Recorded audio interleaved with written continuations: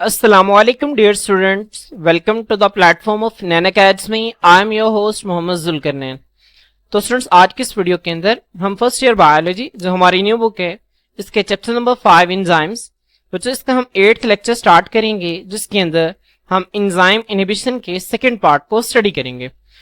बच्चों इससे पिछले लेक्चर के अंदर मैंने आप लोगों को इनहिबिटर के डेफिनेशन के हवाले से और एंजाइम इनहिबिशन के हवाले से तफसील से गाइड किया था।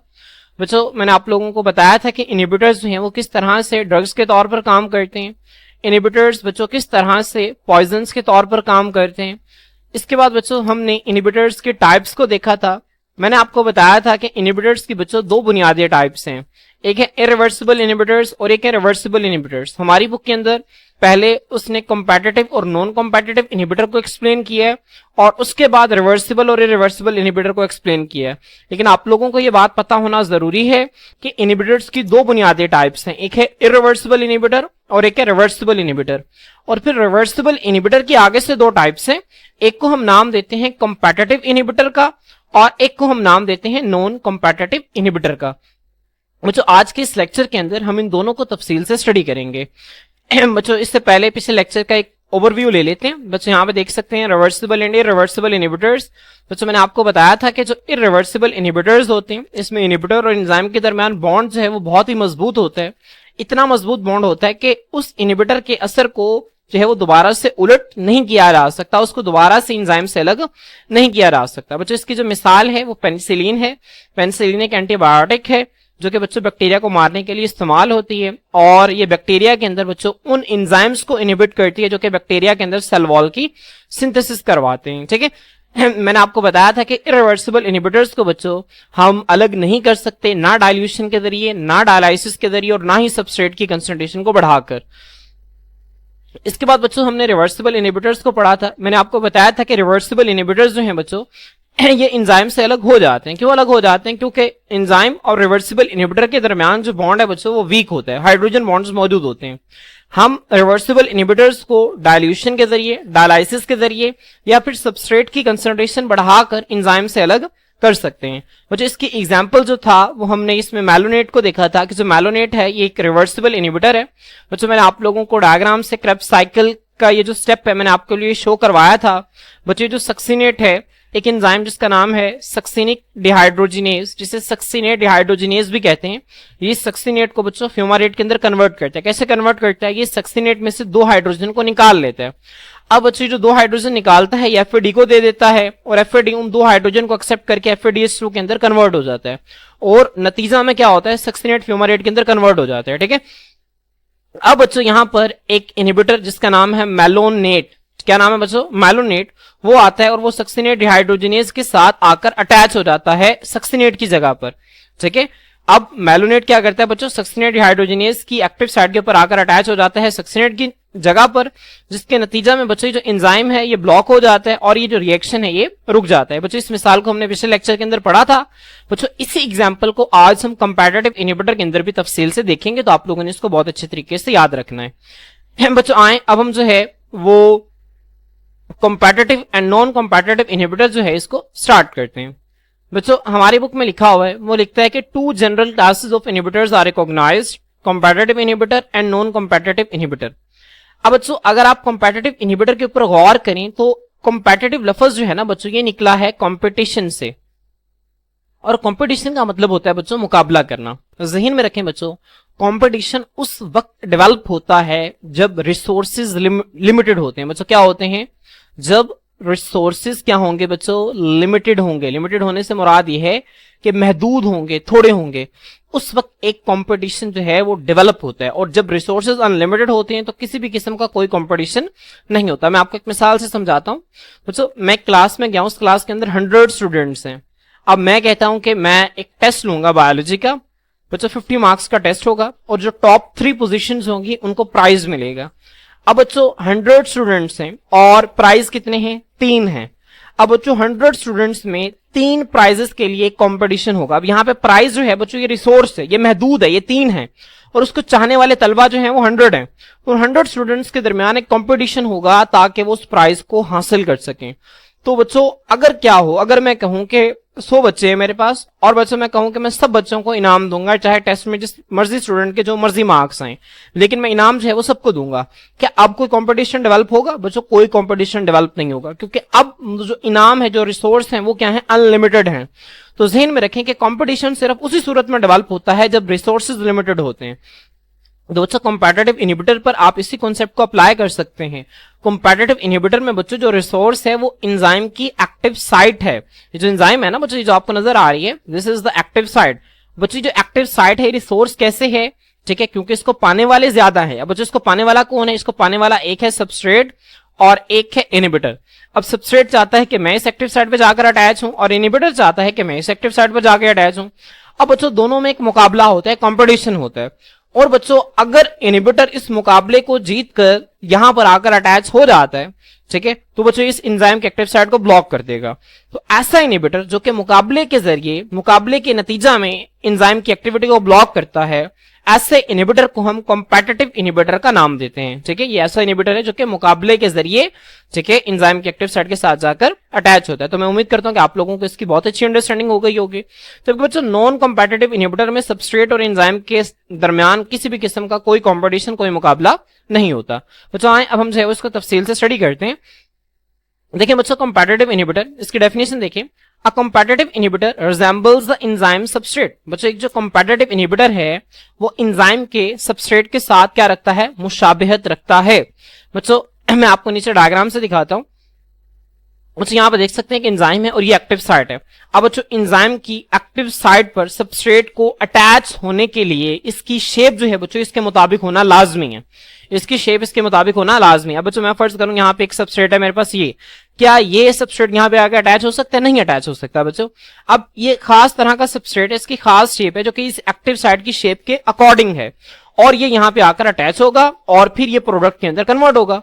अब बच्चों आप इनहिबिटर को देखें तो ये जो इनहिबिटर है जिसने इस एंजाइम की एक्टिव साइट को ब्लॉक करना है, इसका स्ट्रक्चर भी बच्चों इससे मुशाबिहत रखता है, इससे सिमिलर है। ठीक है, तो बच्चों यही लाइन वो लिखता है, वो कहता है क्या competitive inhibitor resembles the enzyme substrate. एक जो कॉम्पिटिटिव इनहिबिटर है वो एंजाइम के सबस्ट्रेट के साथ मुशाबिहत रखता है। It competes with substrate for the same binding site on enzyme. बच्चों यहाँ पे आप देख सकते हैं कि ये एक्टिव साइट है। एक्टिव साइट के बच्चों आगे से दो रीजन्स होते हैं, आपको पता है, एक को हम नाम देते हैं बाइंडिंग साइट का और एक को हम नाम देते हैं कैटालिटिक साइट का। अब बच्चों बाइंडिंग साइट क्या करता है? बाइंडिंग साइट का काम यह है कि इसने सबस्ट्रेट को पहचान कर अपने साथ अटैच करना है। अब बच्चों इनहिबिटर की कोशिश होती है कि एंजाइम की ये जो एक्टिव साइट का बाइंडिंग साइट वाला हिस्सा है ना, ये सबस्ट्रेट की जगह इस इनहिबिटर को अटैच कर ले। ठीक है, ये इनहिबिटर, ठीक है, इनहिबिटर की क्या कोशिश होती है कि एंजाइम की एक्टिव साइट का बाइंडिंग साइट वाला जो रीजन है ये इस सबस्ट्रेट की जगह इस इनहिबिटर को अपने साथ अटैच कर ले, क्योंकि अगर ये इनहिबिटर इसके साथ अटैच हो गया तो फिर ये इसको आके ब्लॉक कर देगा और रिएक्शन रेट जो है वो आगे नहीं प्रोसीड होगा, रिएक्शन आगे नहीं चलेगा। तो यहां पे देखें बच्चों क्या लिखता है, वो कहते हैं इट कम्पीट्स विद सबस्ट्रेट। ये सबस्ट्रेट के साथ मुकाबला करता है, किस लिए मुकाबला करता है? For the same binding site और एंजाइम। एंजाइम पर मौजूद एक ही बाइंडिंग साइट है, ठीक है, अब उसने सबस्ट्रेट को अपने साथ अटैच करना है, लेकिन चूंकि इनहिबिटर का स्ट्रक्चर जो है वो सबस्ट्रेट से सिमिलर है, इसी वजह से मुकाबला करता है और चाहता है कि एंजाइम की एक्टिव साइट का बाइंडिंग साइट जो है वो उसे अटैच कर ले। When competitive inhibitor is selected by binding site, और जब वो कामयाब हो जाता है और एंजाइम की बाइंडिंग साइट उस competitive inhibitor का इंतखाब कर लेती है, उसको सिलेक्ट कर लेती है, तो it blocks active site, active site को ब्लॉक कर देता है and does not permit substrate from attaching. और बच्चों वो परमिट का मतलब होता है इजाजत देना, और वो सबस्ट्रेट को इजाजत नहीं देता फ्रॉम अटैचिंग, कि वो उसके साथ जाके जुड़े, वो उसके साथ जाके अटैच हो। Thus it prevents enzyme from acting, और इस तरह से इनहिबिटर जो है बच्चों एंजाइम को काम करने से रोक देता है, काम करने से जो है वो प्रिवेंट करता है और उसके साथ जाकर अटैच हो जाता है। बच्चों यहाँ पे आप देख सकते हैं कि किस तरह सबस्ट्रेट ने आकर अटैच होना था लेकिन इनहिबिटर आकर अटैच हो गया। अभी सबस्ट्रेट बेचारा देख रहा है कि इसको यहाँ पे जगह मिले और ये आके जुड़े, लेकिन इनहिबिटर जो है वो एक्टिव साइट की जान ही नहीं छोड़ रहा। अब जब इनहिबिटर अटैच हो गया है और सबस्ट्रेट अटैच नहीं हुआ तो बच्चों कोई भी प्रोडक्ट नहीं बनेगा। तो यहाँ पे आप देख सकते हैं कि कॉम्पिटिशन है सबस्ट्रेट और इनहिबिटर के दरमियान, और यहाँ पे इनहिबिटर बच्चों एक्टिव साइट के साथ जाके अटैच हो गया और उसने उसे ब्लॉक कर दिया। तो स्टूडेंट्स आप लोगों ने इस डायग्राम को लाजमी तौर पे ड्रॉ करना है, इसकी बहुत ही अच्छे तरीके से आपने प्रैक्टिस करनी है। अगर आपसे पेपर में लॉन्ग क्वेश्चन पूछ लिया जाता है तो आप लोग इस डायग्राम को लाजमी ड्रॉ करेंगे, ठीक है। अब तो आए, अब हम जो है वो इसकी एग्जांपल को स्टडी करते हैं। जो इसकी एग्जांपल जो है वही है जो मैंने आपको पहले बताई थी रिवर्सिबल इनहिबिटर की एग्जाम्पल में। बच्चों यहाँ पे मैं लिख देता हूँ, बच्चों यहाँ पे सक्सिनिक एसिड, बच्चों ध्यान में रखें सक्सिनिक एसिड है या फिर सक्सिनेट है, बात एक ही है। मैं आपको इसका फर्क थोड़ा सा बता देता हूँ। बच्चों मैं आपको एक सादा मिसाल देता हूँ, एसिटिक एसिड CH3COOH, इसे सिरका भी कहते हैं, एसिटिक एसिड है। अब बच्चों एसिड्स के पास एक टेंडेंसी होती है कि वो हाइड्रोजन आयन को लॉस कर देते हैं। अब बच्चों जब ये हाइड्रोजन आयन को लॉस कर देगा तो ये CH3COO नेगेटिव बन जाएगा। तो ये जो आयन है ना बच्चों, इसको हम नाम देते हैं एसीटेट। ये क्या है बच्चों, एसिटिक एसिड, और ये क्या है, एसीटेट, ठीक है। तो बात एक ही है, सिर्फ यहां पे इसने हाइड्रोजन आयन को लूज कर दी है, ठीक है बच्चों। इसी तरह सक्सिनिक एसिड जब हाइड्रोजन आयन को लूज कर देगा तो ये क्या बन जाएगा, ये सक्सिनेट बन जाएगा। ऊपर जब हमने रिवर्सिबल इनहिबिटर में इसकी एग्जांपल पढ़ी तो वहां पे हमने सक्सिनिक एसिड की जगह सक्सिनेट लफ्ज इस्तेमाल किया। तो आप लोगों ने परेशान नहीं होना, आप दोनों को इंटरचेंजेबली इस्तेमाल कर सकते हैं, एक ही जगह पे दूसरा, दूसरी जगह पे पहले का इस्तेमाल कर सकते हैं। सक्सिनिक एसिड भी आप इस्तेमाल कर सकते हैं, सक्सिनेट का भी आप इस्तेमाल कर सकते हैं, ठीक है। अब यहाँ पे सक्सिनिक एसिड उसने इस्तेमाल किया, इसी वजह से मैं यहाँ पे सक्सिनिक एसिड ही इस्तेमाल कर रहा हूं। बच्चों यहाँ पे होता क्या है, ये जो सक्सिनिक एसिड है बच्चों, ठीक है, ये कन्वर्ट हो जाता है किसके अंदर, फ्यूमेरिक एसिड के अंदर। किसके अंदर कन्वर्ट हो जाता है बच्चों, फ्यूमेरिक एसिड के अंदर कन्वर्ट हो जाता है। और कन्वर्ट कैसे होता है बच्चों, एक एंजाइम की मौजूदगी में जिसका नाम है सक्सिनिक डिहाइड्रोजिनेज। क्या नाम है बच्चों, सक्सिनिक डिहाइड्रोजिनेज। अब ये सक्सिनिक डिहाइड्रोजिनेज क्या करता है, इस सक्सिनिक एसिड से दो हाइड्रोजन को निकालता है और वो दो हाइड्रोजन बच्चों एफएडी को देता है, और एफएडी किस में कन्वर्ट हो जाता है, FADH2 के अंदर कन्वर्ट हो जाता है, ठीक है। और नतीजा में जो सक्सिनिक एसिड है बच्चों, ये कन्वर्ट हो जाता है फिर फ्यूमेरिक एसिड के अंदर। अब बच्चों यहाँ पे होता क्या है, एक इनहिबिटर आता है जिसका नाम है मेलोनिक एसिड, या फिर इसे मेलोनेट हमने पढ़ा था, मेलोनिक एसिड। जब उसे मेलोनिक एसिड आएगा तो ये आकर क्या करता है, इस एंजाइम की एक्टिविटी को ब्लॉक कर देता है। कैसे ब्लॉक करता है, जो मेलोनिक एसिड है ना बच्चों, इसका जो स्ट्रक्चर है वो सिमिलर होता है सक्सिनिक एसिड के साथ। तो अब इसकी पूरी कोशिश होती है कि जो सक्सिनिक डिहाइड्रोजिनेज है ना बच्चों, यहां पे अगर मैं इसको ड्रॉ करूं, फर्स्ट करें एक एंजाइम है और यहां पे आके बच्चों किसने अटैच होना था, सक्सिनिक एसिड ने आके अटैच होना था। लेकिन मेलोनिक एसिड का बच्चों चूंकि इसके साथ स्ट्रक्चर जो है वो मैच करता है, तो इसकी पूरी कोशिश होती है कि इस एंजाइम की बाइंडिंग साइड है ना बच्चों, वो क्या करे, वो सक्सिनिक एसिड की जगह मेलोनिक एसिड को अपने साथ अटैच कर ले। एक मर्तबा अगर यहां पे मेलोनिक एसिड अटैच हो गई तो इसको जाके जो है वो ब्लॉक कर देगी और रिएक्शन जो है बच्चों वो नहीं होगा। मेरी बात समझ में आ रही है, तो आपने इस पॉइंट को ध्यान में रखना है, ठीक है बच्चों। मैं आप लोगों को यहाँ पे दोबारा दिखा देता हूँ इस फिगर से। यहाँ पे आप देख सकते हैं कि किस तरह से जो सक्सिनेट है वो फ्यूमेरेट के अंदर कन्वर्ट होता है, और कौन करता है, एक एंजाइम जिसका नाम है सक्सिनेट डिहाइड्रोजिनेज, और ये सक्सिनेट से दो हाइड्रोजन को निकालती है और एफएडी के अंदर डाल के FADH2 बना देती है, ठीक है। अब बच्चों मेलोनिक एसिड जब यहाँ पे आएगा तो वो सक्सिनेट डिहाइड्रोजिनेज की एक्टिव साइड को ब्लॉक कर देगा, जिसके नतीजा में जो रिएक्शन है ये भी रुक जाएगा। अब बच्चों अगर आप यहां पे गौर करें तो सक्सिनिक डिहाइड्रोजिनेज जो है ना, ये सक्सिनेट की ऑक्सीडेशन कर रही है।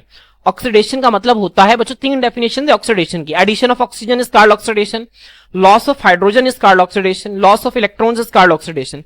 चूंकि सक्सिनेट में से हाइड्रोजन रिमूव हो रहे हैं तो हम ये कह सकते हैं कि सक्सिनेट की क्या हो रही है बच्चों, ऑक्सीडेशन हो रही है, ठीक है। तो बच्चों आए अब हम जो है वो इस एग्जाम्पल को रीड करते हैं। बच्चों यहां से मैं जो है वो इसको रेस कर देता हूं, ठीक है, ताकि आप लोगों को इसकी बेहतर अंडरस्टैंडिंग हो सके। बच्चों अगर आप चाहें तो आप शॉर्ट क्वेश्चन में अगर आपसे पूछ लिया जाए तो आप लोग थ्योरी लिखने की बजाय आप सिंपल इस इक्वेशन को लिख सकते हैं, ताकि आप थोड़ी जगह पे ज्यादा जो नॉलेज है वो आप एग्जामिनर को दे सकें, ठीक है, अपने पेपर में, ठीक है। तो आपने इस चीज का ध्यान रखना है कि अगर आपसे शॉर्ट क्वेश्चन में आ जाए तो आप इस तरह की इक्वेशन बना सकते हैं। बच्चों आए अब हम जो है इसको रीड करते हैं। वो कहता है कि the enzyme succinic dehydrogenase catalyses the oxidation of succinic acid to fumaric acid. दोस्तों ये बात मैं आपको बता चुका हूं कि जब सक्सिनिक एसिड की ऑक्सीडेशन होगी, ऑक्सीडेशन का मतलब है उसमें से हाइड्रोजन निकलेंगे तो फ्यूमेरिक एसिड बनेगा, और इस रिएक्शन को कैटालाइज कौन करवाएगा, सक्सिनिक डिहाइड्रोजिनेज करवाएगा। Malonic acid has the structural similarity with the substrate succinic acid. Malonic acid है ना बच्चों, इसकी जो सबस्ट्रेट है सक्सिनिक एसिड, इसके साथ स्ट्रक्चरल सिमिलैरिटी होती है, इसके स्ट्रक्चर में मुशाबिहत होती है। So both of them compete for active side of enzyme, इसलिए दोनों ही जो एंजाइम है सक्सिनिक डिहाइड्रोजिनेज, इसकी एक्टिव साइड के लिए कम्पीट करते हैं, मुकाबला करते हैं। Malonic acid is selected, malonic acid का इंतखाब कर लिया जाता है, ठीक है, एक्टिव साइड के जरिए, एंड थस ब्लॉक्स इट, और वो उसको जाके क्या कर देती है, ब्लॉक कर देती है। तो होपफुली बच्चों आपको इसकी बहुत अच्छी अंडरस्टैंडिंग हो गई होगी। बच्चों उसके बाद हमारी बुक के अंदर एक छोटा सा बॉक्स बना हुआ है, उसमें वो लिखता है कि कंपैटिटिव इनहिबिटर्स को हम एंटीबायोटिक्स के तौर पर भी इस्तेमाल कर सकते हैं बैक्टीरिया को मारने के लिए। बच्चों ध्यान में रखें, कुछ एंटीबायोटिक्स ऐसी हैं जो कि रिवर्सिबल इनहिबिटर्स के तौर पर काम करती हैं और कुछ एंटीबायोटिक्स ऐसी हैं जो कि इरिवर्सिबल इनहिबिटर्स के तौर पर काम करती हैं। जिस तरह हमने इरिवर्सिबल इनहिबिटर में एक एग्जांपल पढ़ी थी जिसका नाम था पेनिसिलिन, जो एक ऐसी एंटीबायोटिक है जो कि इरिवर्सिबली काम करती है। ठीक है, तो आपने इन पॉइंट्स को ध्यान में रखना है। जबकि बच्चों कुछ एंटीबायोटिक्स ऐसी भी हैं जो कि रिवर्सिबली काम करती हैं, ठीक है, और वो कॉम्पिटिटिव इनहिबिटर्स के अंदर आती हैं। कॉम्पिटिटिव इनहिबिटर्स बच्चों क्या करते हैं, एंटीबायोटिक्स का इस्तेमाल करते हैं बैक्टीरिया को मारने के लिए। अब ये जो इनहिबिटर के मॉलिक्यूल्स हैं बच्चों, ये जाहिर सी बात है similar in structure to bacterial enzymes which are necessary for their life. अब जो बैक्टीरियल एंजाइम्स के साथ जो सबस्ट्रेट अटैच होना है उनके साथ स्ट्रक्चर में सिमिलर होंगे। ठीक है, और वो बच्चों रिएक्शन जो हैं जो कि एंजाइम करवाएंगे बैक्टीरिया के अंदर, वो बैक्टीरिया की जिंदगी के लिए जरूरी है। इनहिबिटर्स क्या करेंगे बच्चों, बाइंड करते हैं and inhibit the enzymes of bacteria, और बैक्टीरिया के अंदर मौजूद जो एंजाइम्स हैं उनको इनहिबिट कर देते हैं, उनको रोक देते हैं। तो स्टूडेंट्स होपफुली आपको इसकी बहुत ही अच्छी अंडरस्टैंडिंग हो गई होगी। तो स्टूडेंट्स आए अब हम जो है वो नॉन कॉम्पिटिटिव इनहिबिटर को डिटेल से स्टडी करते हैं। तो स्टूडेंट्स जैसे कि मैं आपको पहले बता के आया हूं कि नॉन कॉम्पिटिटिव इनहिबिटर में सबस्ट्रेट और इनहिबिटर के दरमियान किसी भी किस्म का कोई कंपटीशन नहीं होगा। क्यों बच्चों, क्योंकि जो सबस्ट्रेट है बच्चों इसको कुछ और चाहिए और इनहिबिटर जो है इसको कुछ और चाहिए। अब बच्चों इनको चाहिए क्या, आए हम इस डायग्राम से समझते हैं। बच्चों आप यहां पे देख सकते हैं कि ये एक एंजाइम है और इस एंजाइम में बच्चों ये एक्टिव साइट है। एक्टिव साइट की बच्चों अगर आपको डेफिनेशन याद हो तो मैंने आपको बताया था कि एंजाइम की जो 3D ग्लोबुलर स्ट्रक्चर है इसमें कोई भी क्लेफ्ट या डिप्रेशन जिसके साथ सबस्ट्रेट जो है वो एंजाइम को अपने साथ अटैच करता है, इसको हम एक्टिव साइट कहते हैं। अब बच्चों यहां पे ये एक्टिव साइट है। अब बच्चों एक्टिव साइट के अलावा कुछ एंजाइम्स में, ठीक है, और भी डिप्रेशंस या फिर क्लेफ्ट मौजूद होते हैं, और एक्टिव साइट के अलावा बाकी जो डिप्रेशंस होते हैं या फिर क्लेफ्ट मौजूद होते हैं बच्चों उनको हम नाम देते हैं एलोस्टेरिक साइट। किसका नाम देते हैं, एलोस्टेरिक साइट का। बच्चों एलोस्टेरिक साइट आपकी बुक के अंदर लफ्ज इस्तेमाल नहीं हुआ, लेकिन आप लोगों को इसका पता होना चाहिए, बहुत इंपॉर्टेंट है और बहुत जरूरी है। एमडीकैट के हवाले से और दूसरे कॉम्पिटिटिव एग्जाम्स के हवाले से ये टर्मिनोलॉजी इस्तेमाल की जाती है। एलोस्टेरिक साइट की अगर कोई आपसे डेफिनेशन पूछे तो आप क्या बताएंगे, आप बताएंगे कि द क्लेफ्ट और depression present on the globular structure of the enzyme other than active site is called allosteric site. Globular structure of enzyme पर एक्टिव साइट के अलावा कोई भी डिप्रेशन या फिर क्लेफ्ट जो मौजूद होगा उसको हम एलोस्टेरिक साइट कहेंगे। अब बच्चों सबस्ट्रेट चाहता है कि वो एक्टिव साइट के साथ आकर जुड़े, जबकि यहां पर इनहिबिटर की जो ख्वाहिश है वो एक्टिव साइट के साथ जुड़ने की नहीं है, बल्कि वो चाहता है कि वो एंजाइम की एलोस्टेरिक साइट के साथ आकर जुड़े। अब बच्चों यहां पे इसकी मंजिल अलग है और इसकी मंजिल अलग है, इसी वजह से यहां पर किसी भी किस्म का कोई भी कंपटीशन दोनों में डेवलप नहीं होगा। तो बच्चों एक ऐसा इनहिबिटर है जो कि बगैर कंपटीशन के एंजाइम के साथ आकर अटैच होता है और एंजाइम की एक्टिविटी को रोक देता है, तो ऐसे इनहिबिटर को हम नॉन कॉम्पिटिटिव इनहिबिटर का नाम देते हैं। तो बच्चों अब होता क्या है, ये काम किस तरह से करते हैं बच्चों, ये इनहिबिटर जब एलोस्टेरिक साइट के साथ आकर अटैच होता है तो ये एंजाइम की 3D ग्लोबुलर शेप को चेंज कर देता है।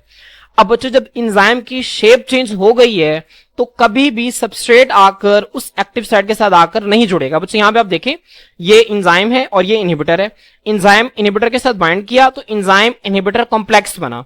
अब बच्चों जब एंजाइम इनहिबिटर कॉम्प्लेक्स बना तो फिर क्या हुआ, फिर इस इनहिबिटर ने जो आपको नजर आ रहा है बच्चों इसकी एक्टिव साइट, इसकी शेप को क्या कर दिया बच्चों, चेंज कर दिया। यहां से आप देखें कोने है और यहां पे आप देखें फ्लैट हो गया।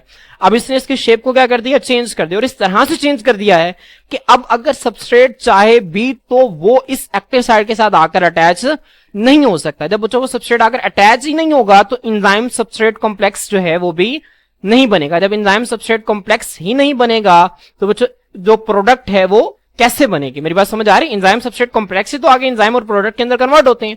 जब एंजाइम सबस्ट्रेट कॉम्प्लेक्स नहीं बनेगा तो एंजाइम और प्रोडक्ट भी नहीं बनेंगे, और इस तरह से बच्चों जो एंजाइमेटिक रिएक्शन है वो भी रुक जाएगा, स्टॉप हो जाएगा। तो आप इसको देख सकते हैं बच्चों, यहां पे आप डेफिनेशन की हेडिंग देंगे, आप लिखेंगे कि non competitive inhibitor has no real structural similarity to substrate. Non competitive inhibitor में बच्चों क्या होता है, सबस्ट्रेट और इनहिबिटर के दरमियान किसी भी किस्म की कोई स्ट्रक्चरल सिमिलैरिटी, उनके स्ट्रक्चर में कोई जो मुमासलत है बच्चों वो नहीं होती। So it does not enter active site, और इसी वजह से चूंकि स्ट्रक्चर सिमिलर नहीं है इसी वजह से वो एक्टिव साइट के अंदर भी दाखिल नहीं होता, एक्टिव साइट के साथ अटैच नहीं होता। इंस्टेड इसकी बजाय it binds enzyme eight other places, ये एंजाइम पर दूसरी जगह पर बाइंड करता है, दूसरी जगह पे जाके जुड़ता है, और वो कौन सी जगह है बच्चों, उसको हम एलोस्टेरिक साइट का नाम देते हैं। ठीक है, फिर क्या होता है बच्चों, इट्स बाइंडिंग अल्टर्स का मतलब होता है तब्दील करना, altars the shape of enzyme. बच्चों जब इनहिबिटर जो है जाकर एंजाइम की एलोस्टेरिक साइड पे जाके जुड़ेगा तो उसका जुड़ना एंजाइम की शेप को अल्टर कर देगा, बदल देगा, चेंज कर देगा, सो दैट इस तरह से बदल देगा कि active site does not fit substrate, कि जो उस एंजाइम की एक्टिव साइट है बच्चों वो इस सबस्ट्रेट को फिट ही नहीं कर पाएगी। जब फिट नहीं कर पाएगी बच्चों तो रिएक्शन भी नहीं होगा, एंजाइम सबस्ट्रेट कॉम्प्लेक्स नहीं बनेगा, प्रोडक्ट नहीं बनेगा, तो फिर क्या होगा? So enzyme is inhibited, so enzyme का काम करना बच्चों क्या हो जाएगा? रुक जाएगा। क्लियर? तो बच्चों ये नॉन कॉम्पिटिटिव इनहिबिटर की डेफिनेशन है। मैं उम्मीद करता हूं कि आप लोगों को इसकी बहुत ही अच्छी अंडरस्टैंडिंग हो गई होगी। अब बच्चों इसकी एग्जांपल को देखते हैं। बच्चों इसकी एग्जांपल जो है वो बहुत ही आसान है, मैं आप लोगों को दिखाता हूं। बच्चों यहाँ पे हमारे पास दो सबस्ट्रेट है, एक है सक्सिनिक एसिड, क्या है बच्चों? सक्सिनिक एसिड, और दूसरी है बच्चों एक कोएंजाइम ए। कोएंजाइम ए बच्चों क्या होता है इसको हम जो है वो चैप्टर नंबर 6 के अंदर देखेंगे। तो आप ये समझे कि कोएंजाइम एक अलग सबस्ट्रेट है और सक्सिनिक एसिड एक अलग सबस्ट्रेट है। हमने इन दोनों को मिलाना है और इनको मिलाकर बच्चों एक कंपाउंड बनेगा जिसका नाम है सक्सिनाइल कोएंजाइम ए। क्या नाम है बच्चों? सक्सिनाइल कोएंजाइम ए। बच्चों एक कंपाउंड है। अब बच्चों अब इस एंजाइम का नाम भी इसी रिएक्शन की बुनियाद पर है। अब ये एक ऐसा रिएक्शन है जिसमें सक्सिनाइल कोएंजाइम ए बन रहा है, तो वो एंजाइम जो कि इस रिएक्शन को कैटालाइज करवाएगा उस एंजाइम को हम नाम दे देते हैं सक्सिनाइल कोएंजाइम ए सिंथेटेज। किसका नाम दे देते हैं? सक्सिनाइल कोएंजाइम ए सिंथेटेज। सिंथेटेज बच्चों सिंथेसिस से निकला है। सिंथेसिस का मतलब होता है तैयार करवाना, क्योंकि एंजाइम्स के एंड पे ASC एज कॉमनली आता है, क्योंकि सक्सिनाइल कोएंजाइम ए सिंथेटेज बन जाएगा। ठीक है? अब बच्चों होता क्या है कि जितना सक्सिनाइल कोएंजाइम ए चाहिए होता है जब उतना प्रोड्यूस हो जाता है तो बच्चों ये जो सक्सिनाइल कोएंजाइम ए है फिर ये खुद जाकर इस एंजाइम की एलोस्टेरिक साइड पे जाके बाइंड कर जाता है। जब बच्चों ये जो सक्सिनाइल कोएंजाइम ए है इस एंजाइम की एलोस्टेरिक साइड पे जाके बाइंड करेगा तो मजीद सक्सिनिक एसिड और कोएंजाइम ए जो है वो इस एंजाइम की एक्टिव साइट पर अटैच नहीं होंगे। जब अटैच नहीं होंगे तो इसकी प्रोडक्शन जो है वो खुद ब खुद रुक जाएगी। मेरी बात समझ में आ रही है? तो स्टूडेंट्स होपफुली आपको इसकी बहुत ही अच्छी अंडरस्टैंडिंग जो है वो हो गई होगी। मैं आप लोगों को इसको यहां से रीड करके दिखा देता हूं। वो कहते हैं टू सबस्ट्रेट्स, दो सबस्ट्रेट हैं, एक है सक्सिनिक एसिड और एक है कोएंजाइम ए। ये रिएक्ट करके क्या बनाते हैं? सक्सिनाइल कोएंजाइम ए बनाते हैं। This reaction is catalysed bye enzyme succinyl coenzyme A synthetase. यहां पे आप देख सकते हैं दो चीजें मिलकर सक्सिनाइल कोएंजाइम ए बना रही हैं और इस रिएक्शन को कैटालाइज कौन कर रहा है? सक्सिनाइल कोएंजाइम ए सिंथेटेज कर रहा है। ठीक है? फिर क्या होता है बच्चों? आफ्टर इट्स फॉर्मेशन, इसके बनने के बाद the product succinyl coenzyme A acts as a non competitive inhibitor and binds with enzyme. अब बच्चों जब ये बन जाता है जितना चाहिए होता है सक्सिनाइल कोएंजाइम में बन जाता है तो फिर ये बच्चों खुद प्रोडक्ट जो है ये नॉन कॉम्पिटिटिव इनहिबिटर के तौर पर काम करती है और एंजाइम की एलोस्टेरिक साइड पे जाके बाइंड कर जाती है। थस एंजाइम इज इनहिबिटेड, और इस तरह से जो एंजाइम है बच्चों उसको रोक दिया जाता है and no more succinyl coenzyme is produced, और मजीद सक्सिनाइल कोएंजाइम जो है वो नहीं बनता। क्लियर? अब बच्चों असल में ये जो प्रोसेस है ना इसको हम फीडबैक इनहिबिशन कहते हैं, जिसको हम थर्ड लेक्चर, जो हमारा एक लेक्चर छोड़ के जो नेक्स्ट लेक्चर होगा उसके अंदर हम इसको डिटेल से स्टडी करेंगे। फीडबैक इनहिबिशन जो है वो कैसा प्रोसेस होता है जिसमें एक रिएक्शन का प्रोडक्ट जो है वो उस रिएक्शन को कंट्रोल करता है। कैसे कंट्रोल करता है? कि उस रिएक्शन के एंजाइम को ब्लॉक कर देता है। तो आपने इस चीज को जहन में रखना है कि ये फीडबैक इनहिबिशन की एक मिसाल है। ठीक है? अब जो इसी को मैं आप लोगों को क्रेब्स साइकिल से दिखा देता हूं, हम इसको चैप्टर नंबर 6 के अंदर डिटेल से पढ़ेंगे। अच्छा यहाँ पे आप देख सकते हैं कि यहाँ पे सक्सिनाइल कोएंजाइम ए की सिंथेसिस होती है। बच्चों सक्सिनाइल कोएंजाइम ए की सिंथेसिस होती कैसे है? बिल्कुल उसी तरह से जिस तरह मैंने आपको बताया कि सक्सिनिक एसिड और कोएंजाइम ए आपस में मिलकर सक्सिनाइल कोएंजाइम ए बनाते हैं। The presence of succinyl coenzyme A synthetase. आप यहाँ पे देख सकते हैं कि यहाँ पे आपको नजर भी आ रहा है सक्सिनाइल कोएंजाइम ए सिंथेटेज। ठीक है? मुझे इसके बाद आप लोगों से पेपर में कॉम्पिटिटिव इनहिबिटर और नॉन कॉम्पिटिटिव इनहिबिटर का डिफरेंस पूछा जा सकता है, तो मैंने आप लोगों के लिए कुछ पॉइंट्स लिखे हुए हैं। A competitive inhibitor resembles enzyme substrate. बच्चों जो कॉम्पिटिटिव इनहिबिटर है वो एंजाइम के सबस्ट्रेट के साथ मुशाबिहत रखता है, जबकि नॉन कॉम्पिटिटिव इनहिबिटर में कोई रियल स्ट्रक्चरल सिमिलैरिटी नहीं होती सबस्ट्रेट के साथ। अब बच्चों यहाँ पे क्या होता है? ये सबस्ट्रेट के साथ कम्पीट करता है, जबकि यहाँ पे सबस्ट्रेट के साथ कम्पीट नहीं करता।